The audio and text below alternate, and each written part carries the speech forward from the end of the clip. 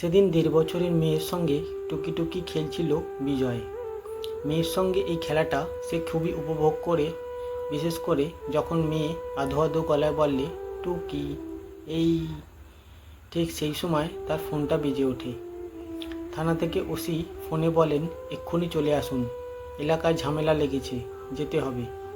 আসছি বলে অনিচ্ছা সত্ত্বেও বেরোতে হয় বিজয়কে। স্ত্রীকে শুধু বলে যায়, ডিউটি কলস। কয়েক ঘন্টা পরে বিজয়ের বাড়ির ফোনটা বেজে ওঠে।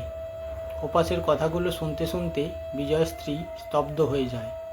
ক্ষিপ্ত জনতার ছোড়া একটি লোহার রডের আঘাতে গুরুতর জখম হয়েছে বিজয়। তাকে হাসপাতালে নিয়ে যাওয়া হয়েছে।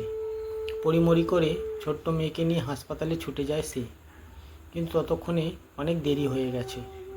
হাসপাতালে আপাতমস্তক সাদা চাদরে ঢাকা শরীরটার মুখ থেকে চাদর সরানোর শক্তিও ছিল না তার।